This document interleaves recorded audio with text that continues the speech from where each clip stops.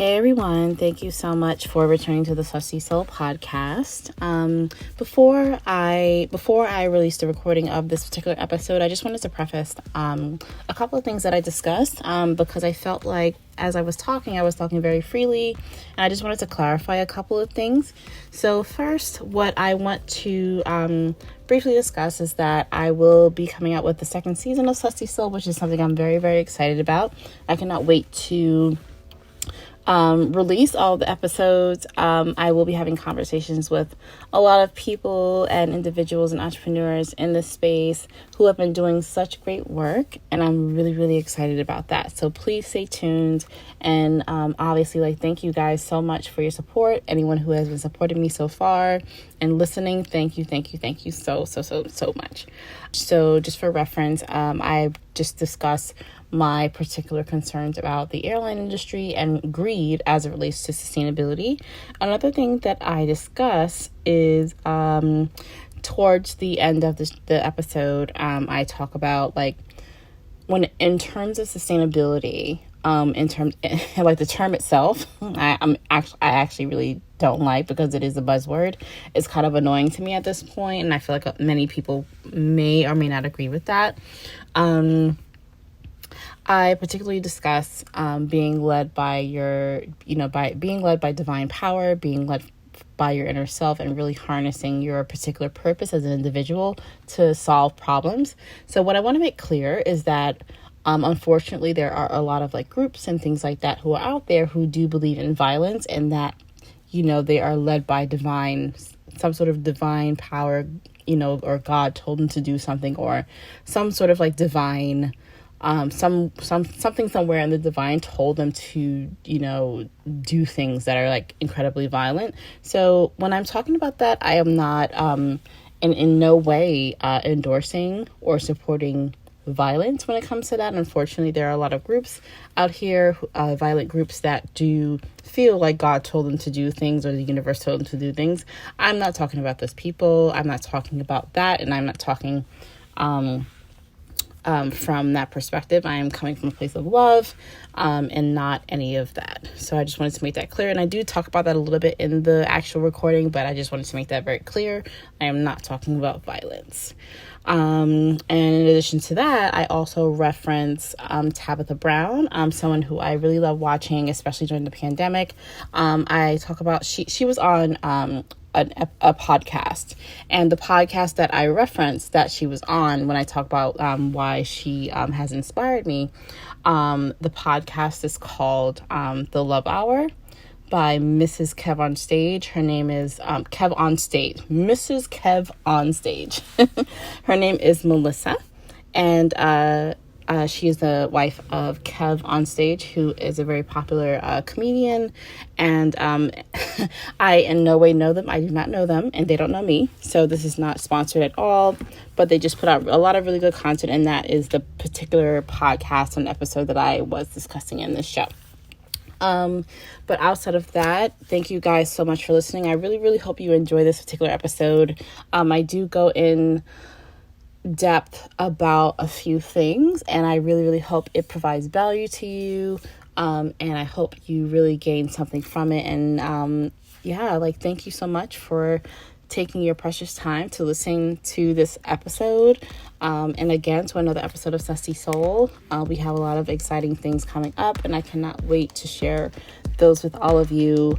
Thank you so much, and please enjoy. Bye.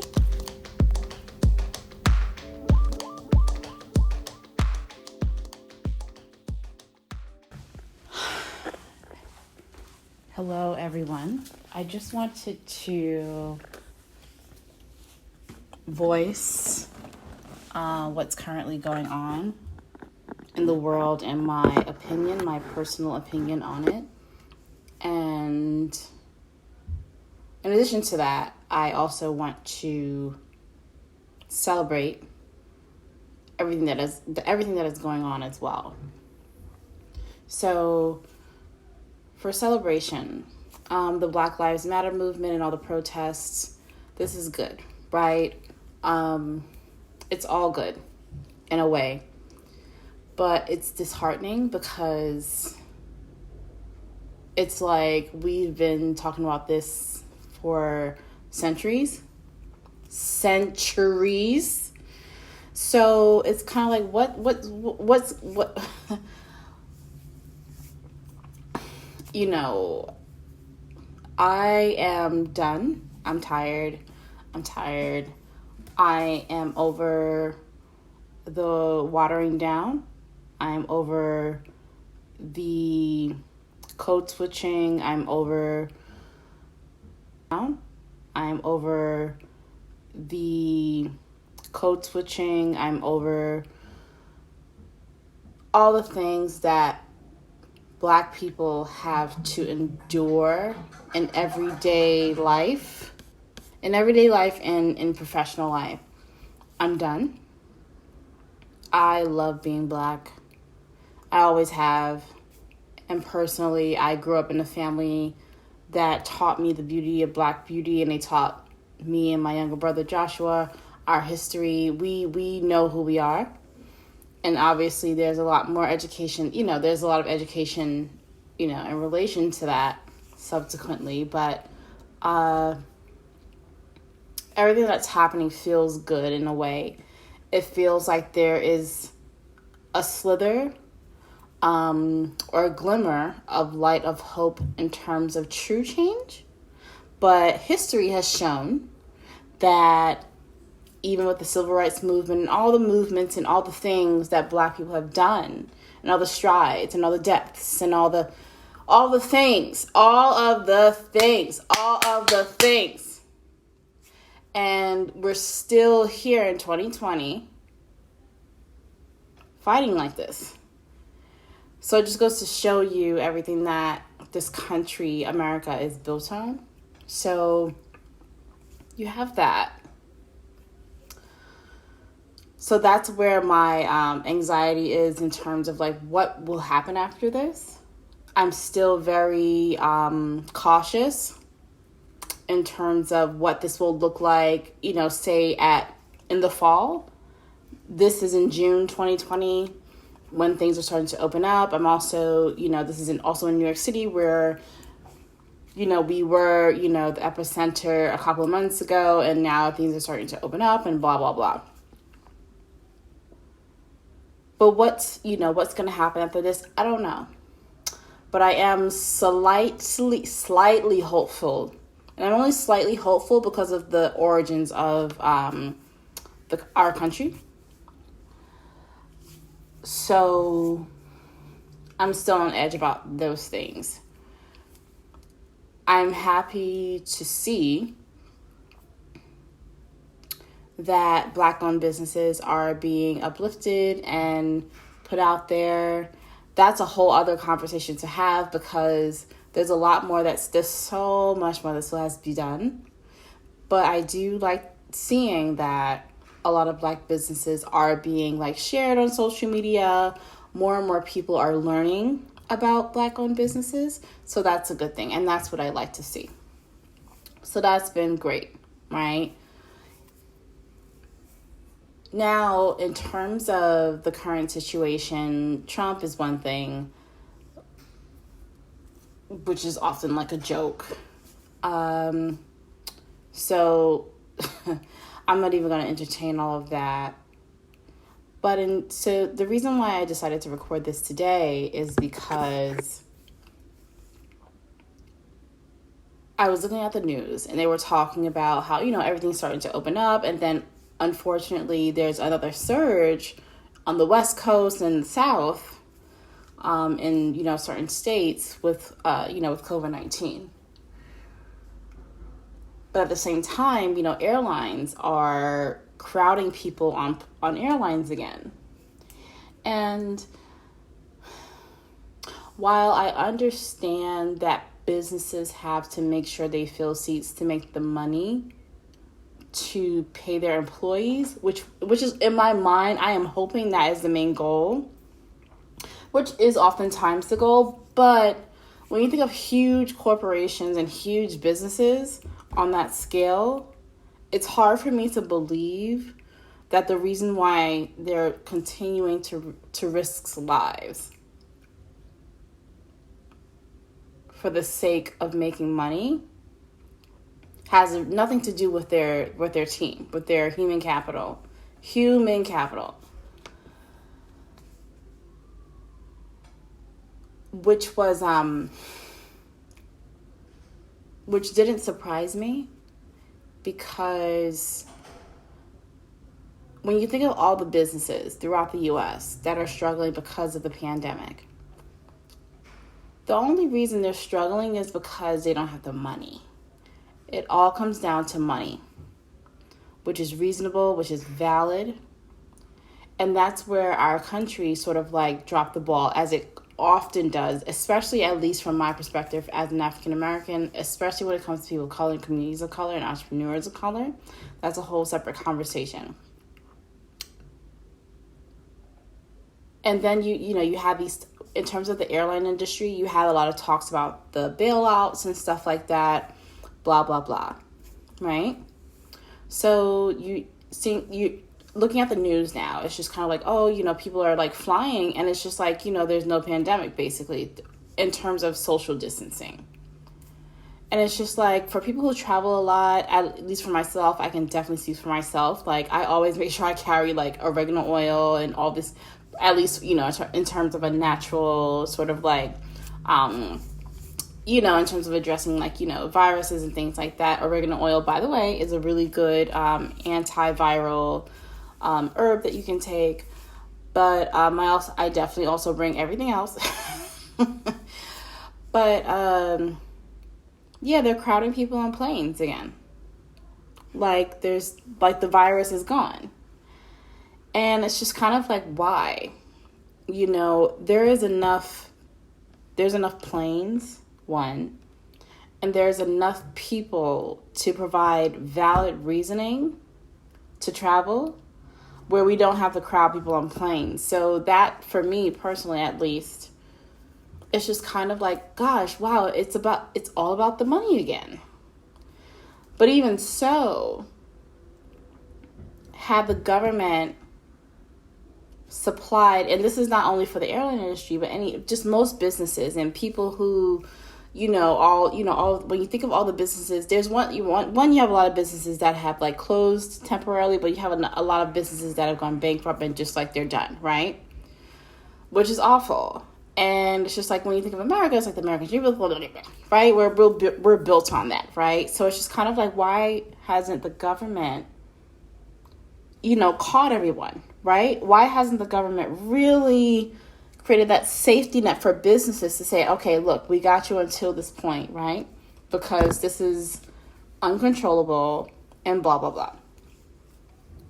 So have the government just like taken care of the sort of, or at least forgiven, and I'm not saying just the airline industry. I'm talking about all businesses, especially small businesses who do not have the flexibility, the financial flexibility to survive things like this.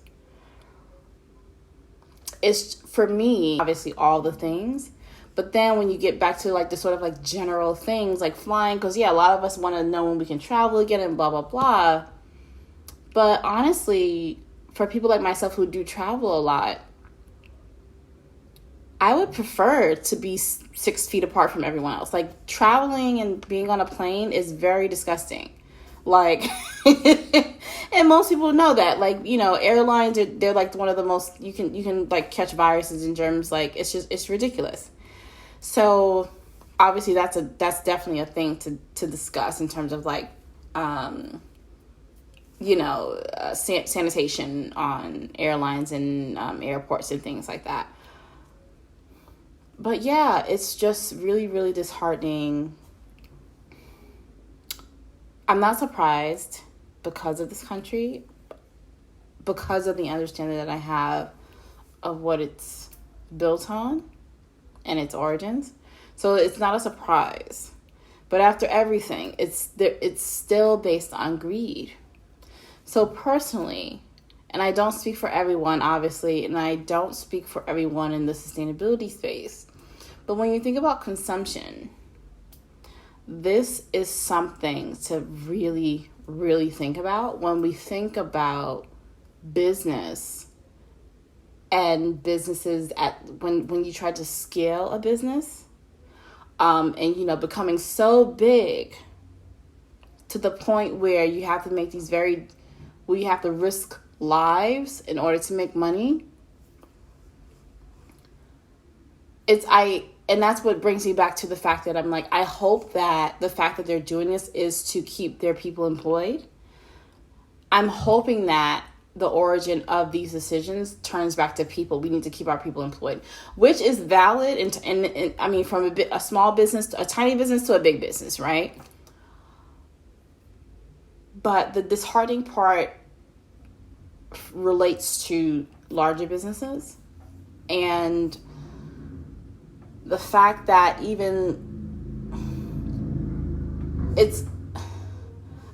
it doesn't shock me, but it just definitely raises the question. I mean, again, this is not my first time raising this question. I feel like for a lot of people, it's not surprising, right? They're huge, they're corporations, blah blah blah, right? But as I discussed in the last episode that I did, I talked about consumption and the way we consume. But greed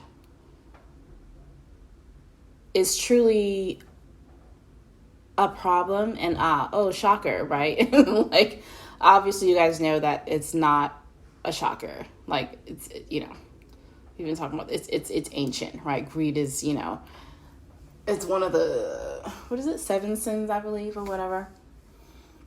So thinking of thinking of greed, and then when we also think about sustainability, they can't coexist, because you have a lot of airlines, especially professionals within the sustainability space, that are working in carbon and all that stuff and offsets and things like this. It's just, how do we address these problems, right? Because as we've seen, especially like in India, and also Venice specifically, the fish came back to Venice. I remember I was in Venice a few years ago, and it was just it was like a turquoise-ish-esque blue, but there were definitely no fish. And it's just like within I think a month or so, the fish came back. It just goes to show you how impactful tourism and greed and commerce on that scale impacts the environment. So people who are working in sustainability in all these different industries, how do we really address this problem, right? How do we intersect and address business? How do we really truly grow a sustainable business? Personally, I do not believe that scaling a sustainable business to be super. That's why I don't believe in corporations, only because so many people and communities and natural resources are sacrificed because of its support. There's so many stakeholders and unheard voices under these huge corporations, which is one thing. But in addition to that, you also have the fact that a lot of these things it's just not sustainable. The world has existed for thousands and thousands of years, and it wasn't until the Industrial Revolution that, things started to hit the fan with the environment and people. Not people, because social issues have existed for centuries. But in terms of the environment and really, really violating our natural resources, that wasn't until, fairly recently in retrospect. So how do we address greed and building business and commerce and scaling as a business? But how do we do that in a sustainable way that does not exploit communities and people and natural resources? As an African American woman, And by the way, I love being Black. I love my Blackness. I adore it. That's one thing in terms of the conversation. And then in addition to that, when you think of the environment and our relationship to the environment, what are we going to do about all this? There's a lot of problems that are not discussed. And this is coming from someone who, has an advanced degree in this whole sustainability space. And none of this was discussed in, while I was a student. Even at an Ivy League university, none of these things were discussed. So there's a huge disconnect in terms of really addressing these problems. Even in a program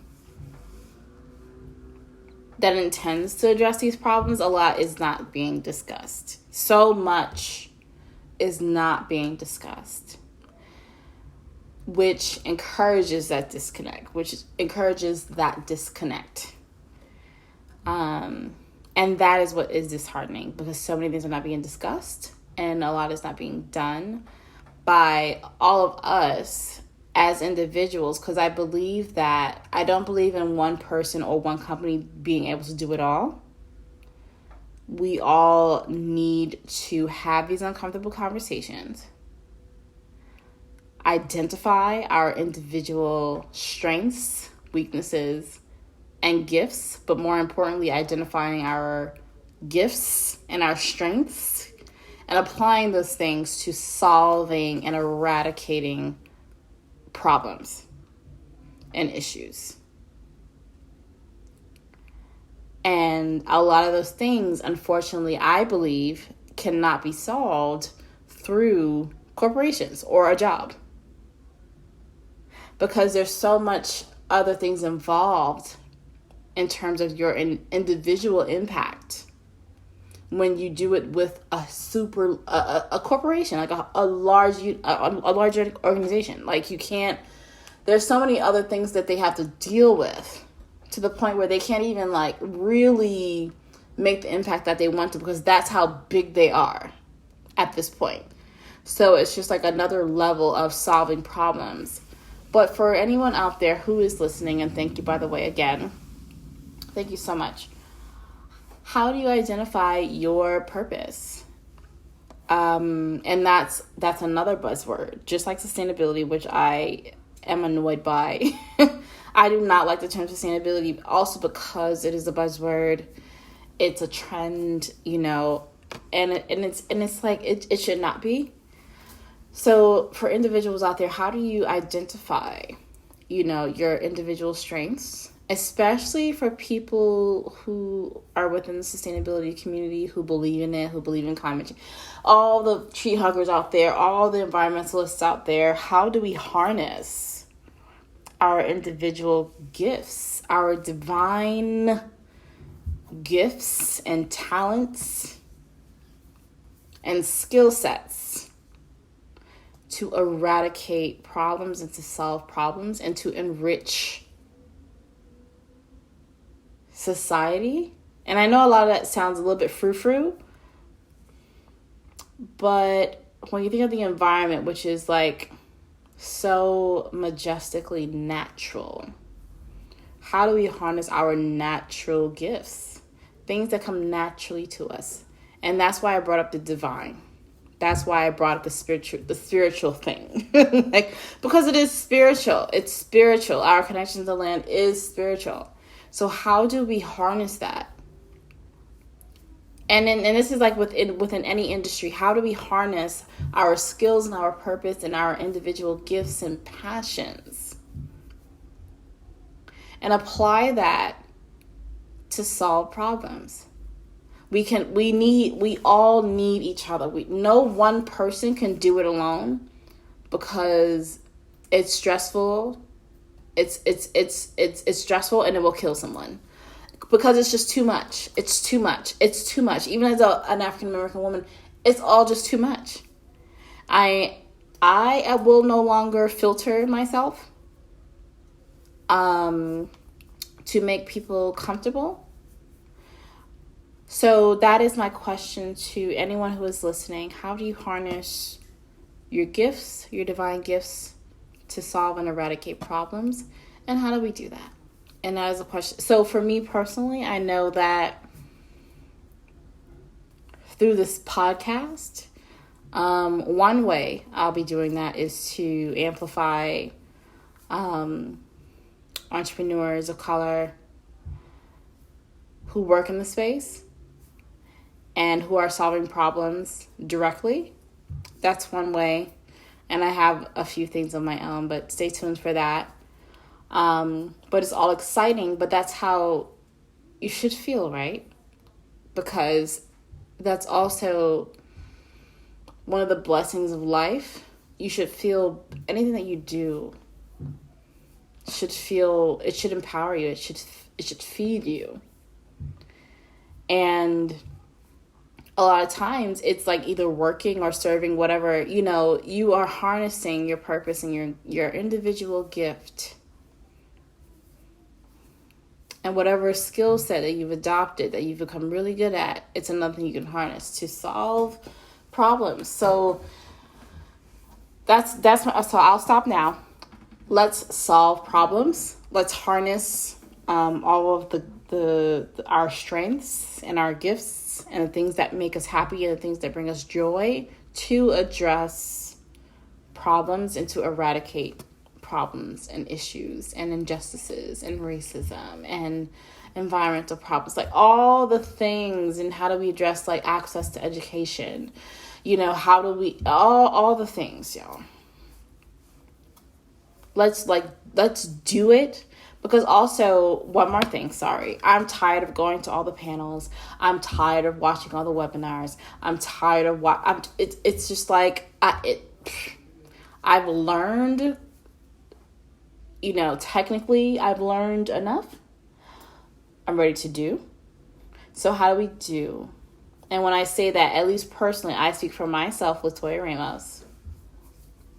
How do we harness and empower and feed ourselves in a way that we are positioned, divinely positioned to do these things? So I don't know if anyone is a fan of Tabitha Brown. She's like super sweet. I just love her. She's just such a joy, especially during this pandemic. I have just enjoyed watching her. But she was on a podcast, and she was just talking about her journey and all this stuff and the spiritual stuff. And she was just saying how when you're positioned to do something, there's no stress.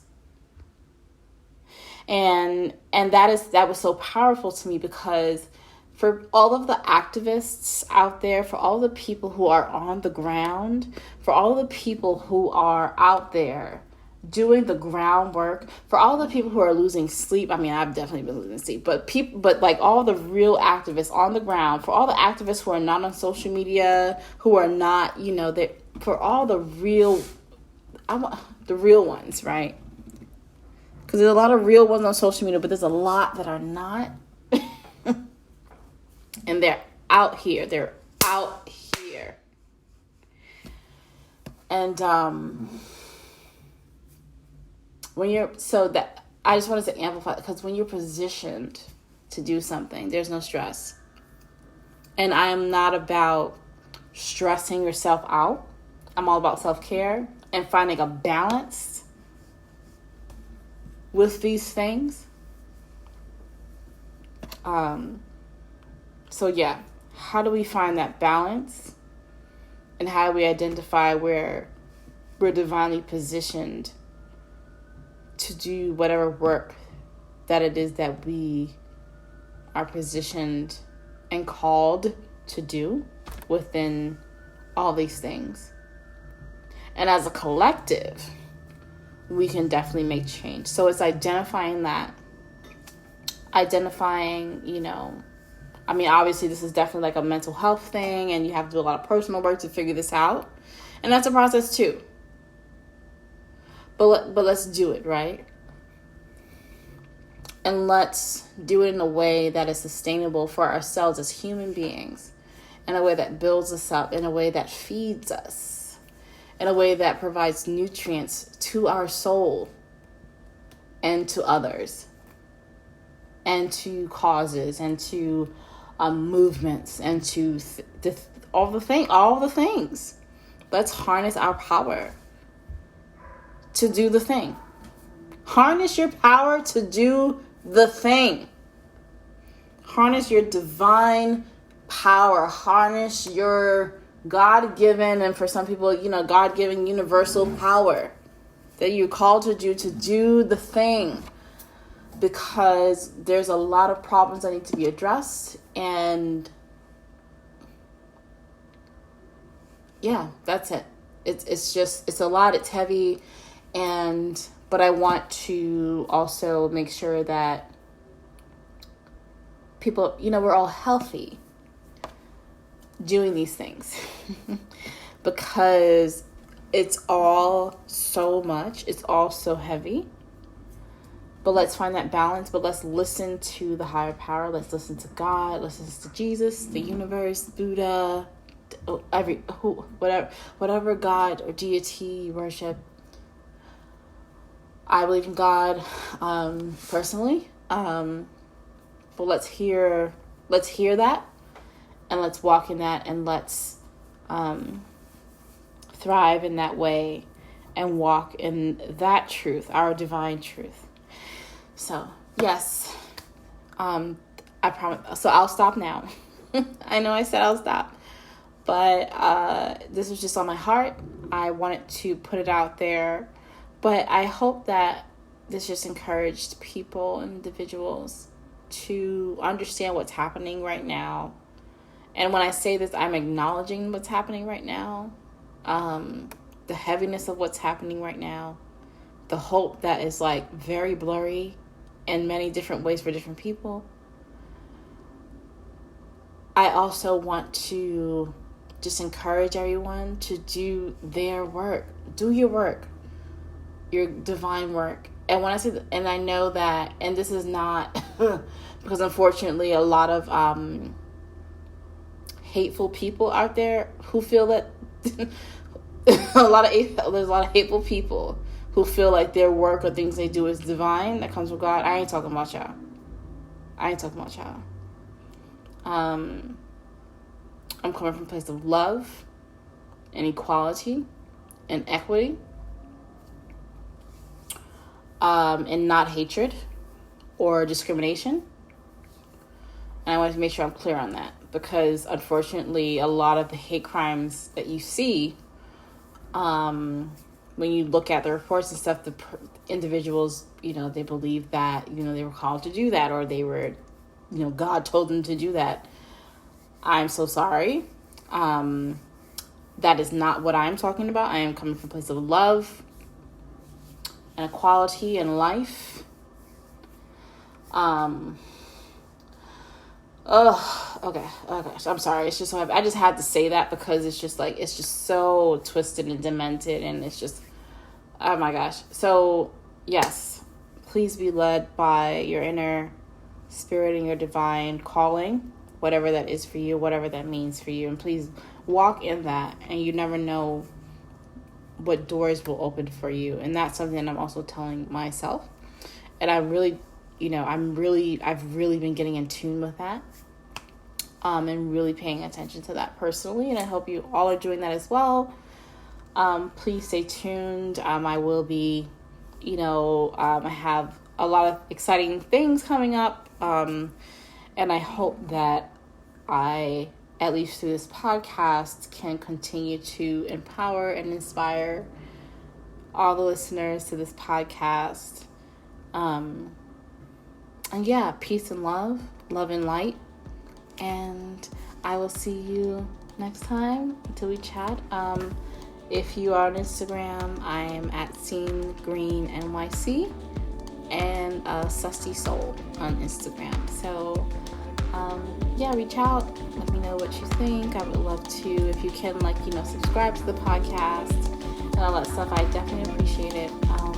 But yes, love and light to everyone, and please, harness your higher power. Harness all of your higher power, your divine God-given power. So peace and love. Mwah. Bye, everyone.